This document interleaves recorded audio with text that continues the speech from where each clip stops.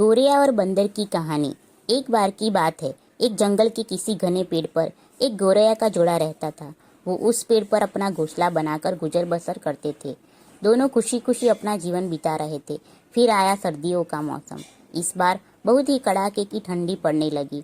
ठंड से बचने के लिए एक दिन कुछ बंदर उस पेड़ के नीचे ठिठुराते हुए पहुंचे। तेज ठंडी हवाओं से सभी बंदर कांप रहे थे और बहुत ही परेशान थे। पेड़ के नीचे बैठने के बाद वो आपस में बात करने लगे कि काश कहीं से आग सेकने को मिल जाती तो ठंड दूर हो जाती। इसी बीच एक बंदर की नज़र पास पड़ी सूखी पत्तियों पर पड़ी। उसने दूसरे बंदरों से कहा, चलो इन सूखी पत्तियों को इकट्ठा करके जलाते हैं।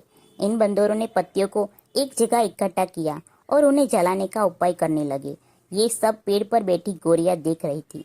ये सब देखकर उससे रहा नहीं गया और वो बंदरों से बोल पड़ी, तुम लोग कौन हो?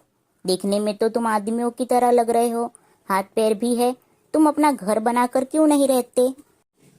गोरिया की बात सुनकर ठंड से कांप रहे बंदर चिढ़ गए और बोले, तुम अपना काम करो, हमारे काम में पड़ने की जरूरत नहीं है।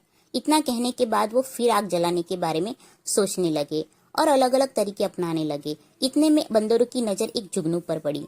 वो चिल्लाने लगा, देखो ऊपर हवा में चिंगारी है, इसे पकड़कर आग जलाते हैं। यह सुनते ही सारे बंदर उसे पकड़ने के लिए अलग अलग तरीके अपनाने लगे। ये देख चिड़िया फिर बोल पड़ी, ये जुगनू है, इससे आग नहीं सुलगेगी। तुम लोग दो पत्थरों को घिसकर आग जला सकते हो। बंदरों ने चिड़िया की बात को अनसुना कर दिया। कई कोशिश के बाद उन्होंने जुगनू को पकड़ लिया और फिर उससे आग जलाने की कोशिश करने लगे, पर वो इस काम में कामयाब नहीं हो पाए और जुगनू उड़ गया। इससे बंदर निराश हो गए। इतने में फिर से गोरिया बोल उठी, आप लोग मेरी बात मानिए, पत्थर रगड़कर आप आग जला सकते हैं।